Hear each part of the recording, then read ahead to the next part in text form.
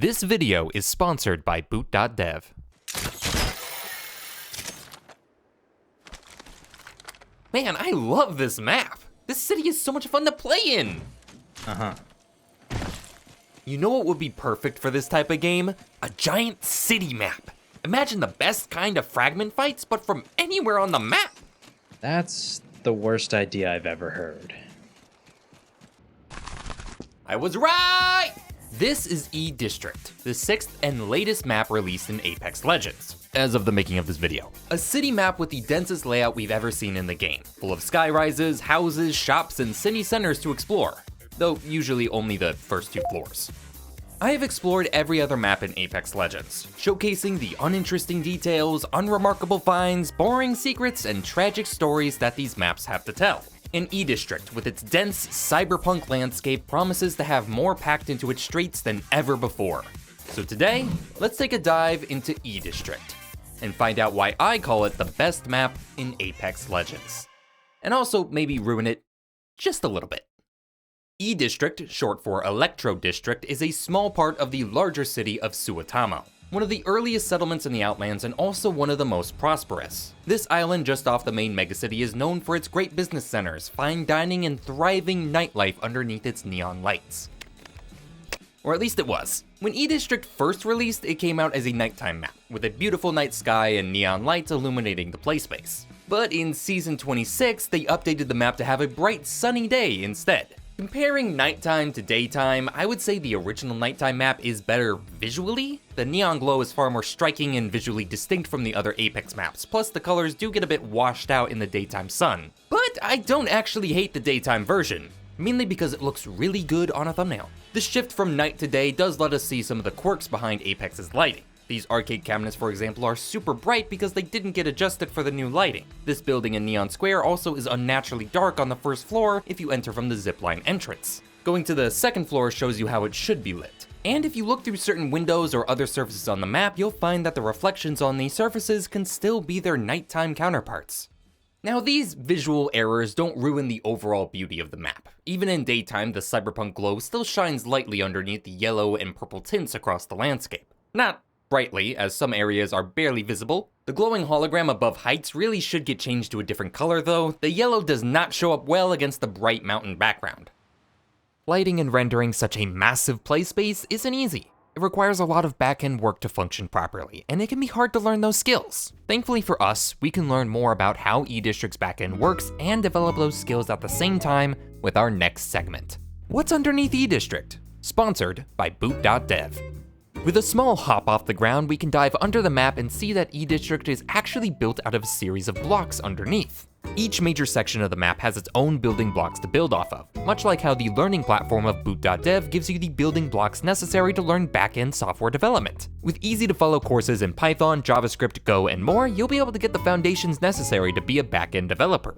Of course, we don't just find building blocks underneath E-District. Wandering around, we can catch some of the textures on the map extending underneath, including the large graffiti art scattered around the map. By letting some of the textures hang under the surface, the devs are able to create a clean visual above ground, which is a lot like how boot.dev cleans up the learning process of coding by making it fun, adding on quests, challenges, and achievements to work towards. But by far my favorite find at the bottom half of E-District is this mysterious box underneath Energy Bank. This is where players are brought after they win a game on the map. You can see that the city background is just a 2D texture curved behind the set. Hiding a victory scene in your backend is one of the many tricks you can learn as a developer, and boot.dev is here for those looking to make that step. With plenty of hands-on coding experience, you'll be able to learn how to back-end code fast with the help of boot.dev. If you want to learn software development the fun way, check out boot.dev and use my code MooreOver for 25% off your first year on the annual plan. Thank you to boot.dev for sponsoring this Under the Map segment. Now, let's get back above ground. Speaking of mountains, you may notice this large mountain range in the skybox on the north side of the map, and may find it feeling a bit familiar. E-District and Suotamo canonically reside on the planet of Gaia, which is the same planet that Stormpoint, the island map, also exists on. This makes E-District and Stormpoint the only maps located on the same planet. Thus, we get similar looking islands off the coast of each one. It's a pretty neat visual nod to their similarities. E-District actually has a unique relationship with more than just Stormpoint. Its design also echoes some of the favorite places that Apex players land at. The streamer building on World's Edge is a well-known favorite, with this zipline inside of it being one of the most used ziplines in the entire game. And a couple of the buildings on E-District seem to emulate streamer buildings' design. These blue and orange market buildings in particular feel like they were meant to replicate the feel of hopping between levels that the streamer building had, with that open zipline connecting each floor. If you ever felt like you were back in Season 4 while fighting inside of these buildings, this may be why. Also because your Wraith teammate is using them like a fidget toy. Real quick, I feel like I'm going insane here. Did they change the zipline texture? I recorded for this video both before and after Season 27 released, and this is what the zipline looked like before, and this is what it looks like now. From the looks of it, all zipline textures have been changed to the zip rail texture that's used on Broken Moon, which is an interesting decision. I don't know why. Where's my threads? Please bring back my threads, Respawn, please. The building palette that's been put into use on this map is some of the most varied we've seen. With so many buildings needed to fill out an entire city, we get a wide selection to play around. And they also help show us a bit of the demographics that the city had. On the north side of the map near luxury locations like City Hall, Heights, and the Lotus, we find more affluent apartments and businesses, with lavishly decorated exteriors and nicer furnishings inside. As we work south, we start to see the buildings change, from average-looking apartments to densely packed slums. Draft Point and Viaduct being the worst of these, one built in the middle of a highway, and the other being underneath the exhaust fan of the energy bank. Do you think it smells like a computer fan down here? You know what else smells like a computer fan? The difference from high-end, mid, and low-end goes further than just class divide though. How you play on these buildings change drastically depending on them. The slum buildings are smaller with a lot less verticality to work with. The mid-end have the tallest buildings, most akin to places like Fragment East. And the high-end, while strong, can be incredibly dangerous to get trapped into with easy-to-access attack points. Add on to these 3 sets of maintenance and industrial builds, food stalls, shops, hotel lobbies, and more, we end up with a map that can endlessly mix and match a huge palette. Let's not forget about the buildings that you don't go into either. We also have giant buildings that break up the map into different sections, much like the mountains did in Kings Canyon or literally every map. None of these buildings have any striking features as they're just used to break up the landscape, but they are interesting to see in comparison. What I really love about these buildings compared to the playable spaces is that they have these little alleyways put into them. Walking through them really puts the scale of the city into question as you look up at the giant walls around you. If I was gonna get mugged anywhere in the city, I'd want it to be here. But the thing that boggles my mind about all these buildings isn't just the different shapes and sizes, it's the artwork put into them. See, to fill up an entire city map, the artists at Respawn really put out all the stops to create the signage and advertisements spread out across the buildings. We have advertisements for shops, for restaurants, fast food stands, K-pop groups, events, games, politics, travel, tailors, salons, movies, lotteries, Vtubers, actually not that one, sales, and even a sushi Leviathan. Oh my god, they turned the Leviathan into sushi. Sorry, buddy. Fun fact, you can actually trace a lot of these signs back to their original shops or events. This sign for the Jim Gusa experience at the Palms Resort actually connects to the actual resort location. If you go inside the Palms Resort, you can actually find the stage where Jim Gusa would have been singing. Anyway, here's Wonderwall. As these different graphics have been flashing across the screen, you may have noticed that there are quite a few different languages used in the signage. You can see Japanese, Chinese, and Korean, which all have commonly shown up on Apex maps. But I do believe E-District is the first map to feature Hindi and Arabic as native languages. Now, as a man who can barely speak English coherently, the variety of languages here are a bit too much for me to handle. But we here at Birdfellas Incorporated are not ones to leave a job half finished. So I reached out to several native speakers of these languages to help translate everything. A big thank you to Maddox, Hikaru, Skynet, Naif, and Alan for helping translate literally every single sign on the map. Every single one. They haven't left the basement in weeks. There are different convenience stores of each language, like a 24/7 Pioni Jum, which just stands for convenience store, as well as a Bakala. Bikala? Bakala? Bakala. This directly translates to grocery or store in Arabic, which would be a normal name for a convenience or corner store. The food stalls have some fun writings too. This stall is named Okonomiyaki, which is a type of flat griddle style meal you'd find in Japan. The writing underneath it is a borrowed phrase from English, odamedo, or more literally, made to order. Now, there are a lot more signs we can go over here, but I'm not going to have time to go through every single one. So I will have a sheet in the description that you can use to find all the signs we found on the map and their translations. A big thank you to them again. Now let's keep going. Did you know E-District had a mascot? He's right here, Loki the electric dog. You'll find posters around the map with his image promoting energy conservation. Setsuyaku suru enerugi, which translates to save energy. He's also used in service signage around the more industrial sites. I'm not even gonna try to say that one, here's the translation. As far as Chinese goes, it's actually really common among the street signs. Shi Road, Changwei, Yang Street, Li Street, and Su Street all have Chinese translations above them. Some of the other signs have translations based on their names too, with the Hindi translation of Chopra Way sitting above Chopra Way.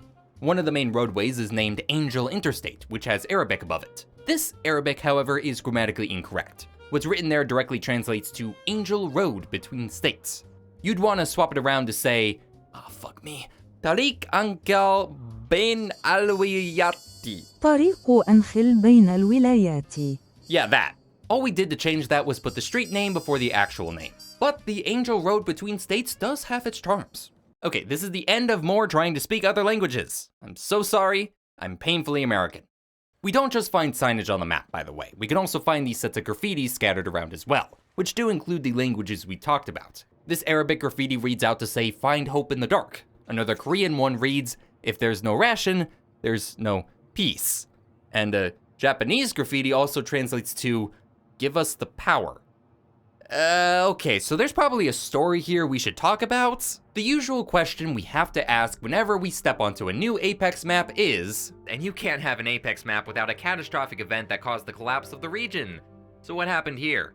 On E-District, this catastrophic event came from a storm, or namely, a storm point. The island of Storm Point was both an Apex arena and power generation site for the city of Suotamo.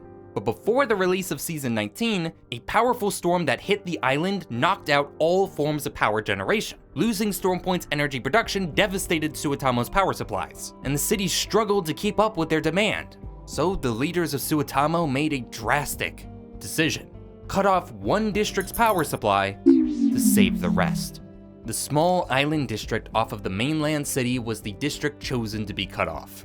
Overnight, E-District was put in the dark. Without any power, the residents quickly grew enraged at their government for abandoning them. Riots broke out in the streets. Aid they desperately needed was denied. The very bridges that connect E-District to Suotamo were destroyed to prevent the people from leaving while drones monitored the area. As E-District's citizens starved in the dark, a sudden detonation at a nearby lab would turn this humanitarian crisis into a catastrophe never before seen on Gaia.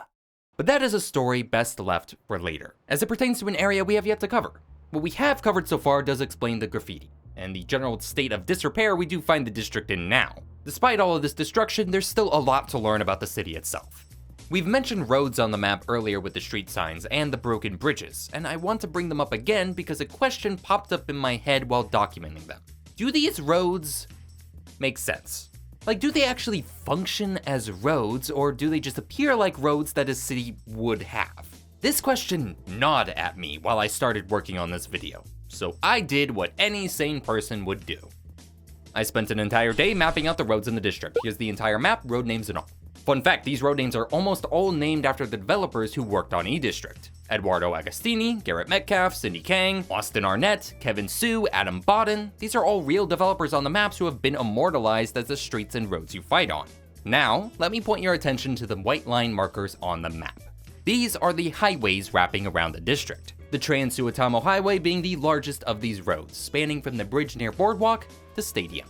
By the way, has anyone ever noticed before that the stadium was an arena for prowler racing? No, seriously, they race these guys around a dirt track in here. You can see parts of it underneath the shelters built in the center. Anyways, these white roads on the map are all marked with names like Interstate, Highway, Causeway, or Freeway.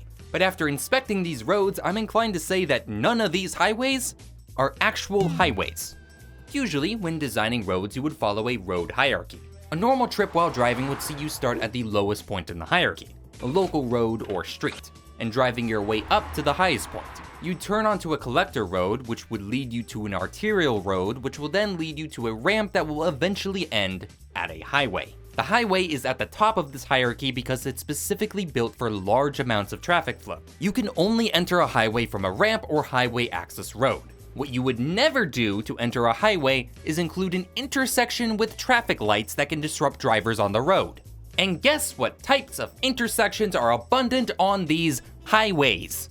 On the Trans-Suotamo Highway alone, you have intersections at Haw Street, Shaw Drive, Johnson Street, Shaw Drive again, Vorobyov Lane, Flower Boulevard again, Tandon Court, Kitoaka Avenue, Didier Road, Young Street, Sunset Boulevard, and Jensen Freeway. You have an intersection connecting 2 different highways.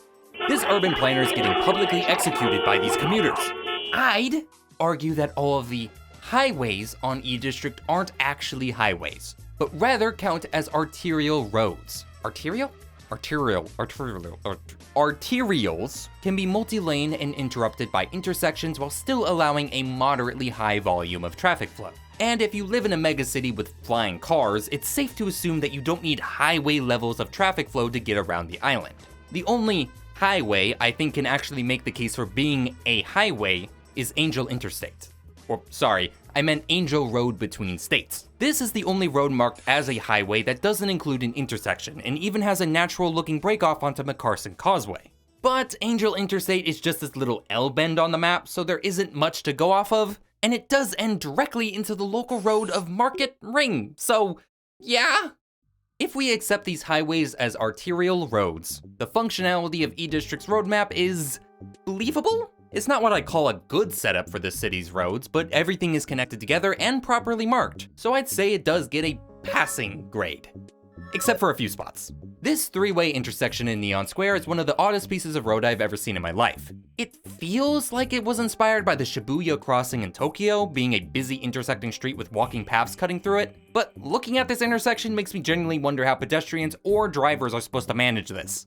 For reference, by the way, drivers on E-District drive on the left side of the road, on the left side of the car, which is by far the worst combination you can put together, don't at me. Energy Bank has only 3 main roadways entering into it and no road that crosses through the center itself. I don't actually find this to be particularly odd given the nature of the area, but Galleria next door definitely surprised me since it has 0 road entrances into its area, not even the Kang Street nearby. I like the idea of this underground mall being a clear area for walking around, however I would have expected a place called the #1 mall on Gaia to have at least 1 roadway or public transport entrance. But there isn't even a bus stop on Kang or Trans-Suotamo to arrive at. Yes, I marked out all the bus stops and parking garages too. Being unemployed gives you a lot of free time. Before we get back onto the roads, I did just mention Energy Bank, and I know people are going to ask me what Energy Bank actually is. The answer I have is no clue. It's a gigantic tower with power lines running from it to the exterior walls of the region, and it doesn't seem to generate power as far as I'm aware, because, well, energy crisis? All the official Welcome to E-District blog says is that the Energy Bank serves as the central energy source hub of the island. So the best idea I'd have is that this tower is a giant futuristic version of a transformer, taking the high voltage energy being produced elsewhere and transforming it into usable energy for the citizens of the district. Don't take my word on that though, for all I know it could literally just be a giant Energizer battery. Getting back onto the roads, we find another spot at Shipyard Arcade. The arcade itself is an old ship repurposed into a gaming hub, with plenty of different arcade cabinets and games to play inside. It looks like it would be a great place to visit. If only there was a way into it. Despite having 2 arterial roads intersect right above the transformed shipyard, there's no actual roads that lead into the arcade. There's 2 local roads on either side of the main ship, but these roads are deliberately blocked off from the main road by concrete. You'd think a large entertainment center like this would have a bus stop or parking nearby for visitors, but nope. You either walk the dirt road or travel along the waterway. Hey dude, wanna go to the arcade? Sure! Speaking of waterways, what's the deal with these artificial rivers running through the map? That's right, these boots weren't just a visual gag, they're an efficient segue. You may have noticed that E-District has a very specific theme: energy. The full name is Electro District. The center of the map is Energy Bank. The city has an electric-themed mascot. The big story on the map is a catastrophic power outage. But E-District also happens to be named after a specific power plant, the Electro Dam. This is a dam on the north side of the map that collects and holds all the water that falls down from the island mountains above. The small lake on the opposite side being the reservoir. The water from the reservoir is then filled through a narrow intake that runs the water to a turbine. That turbine is then moved by the massive water pressure coming through it, generating power. The water, after it's run its course through the turbine, is then released into the riverbed on the opposite side, completing the flow. And that's where the simple part of this story ends. See, we have two different paths that the water takes from the dam. One that wraps around the north of the energy bank and one that cuts straight down the east side. These two paths converge around the same area, leading off of the island edge at Shipyard Arcade and Viaduct, or at least I thought they did. If you follow the western waterway, you'll find this slope downward into a drain that likely leads to a sewer or a separate waterway. That isn't a weird thing to find in a man-made river like this. But the weird thing is that it keeps going. The water goes back up the slope and continues the rest of the way towards Viaduct. If you know anything about water, you should know that water doesn't work like that. There are several of these drains on the map, and on each one you can find the seam where the water's direction changes. Again, that's not that big of a deal if the direction makes sense. The water that flows into the front of Resort has a clear filter line where the flow of water is limited. It's a nice way of showing how the city manages to keep the resort's water still compared to the rest of the flow. But the moment you see one side of the water following the laws of gravity while the other side goes, I'm gonna do my own thing, and just keeps going, you begin to wonder if the laws of physics even matter anymore. Ah! Now, after I saw these weird seams, I thought to myself, well, that has to be the worst of it, right?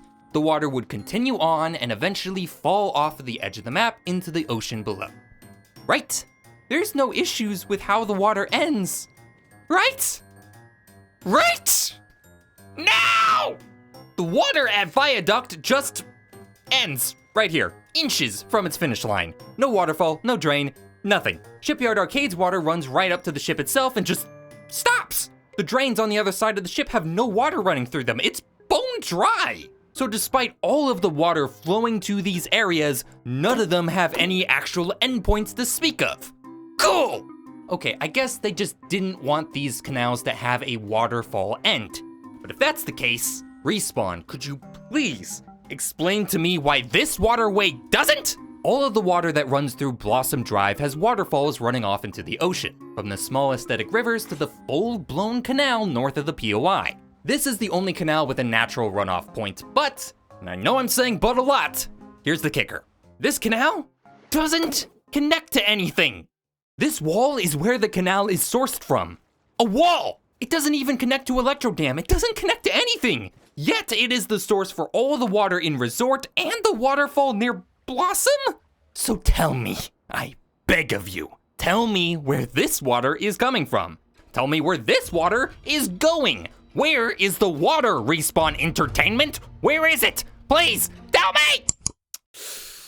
Okay, so I figured all of this out pretty late into the production of this video, and I don't have time to make a good segue from here.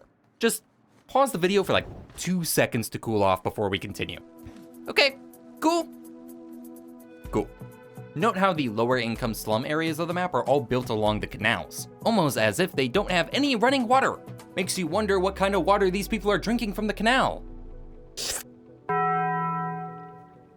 So the water in the canals after Stadium has a particular problem in the basin that the canal splits onto. This basin is part of the nearby chemical plant Humbert Labs, a pesticide manufacturer on Gaia, and notably is the company that Dr. Alexander Maxwell Knox formerly worked at. You may know him as Caustic.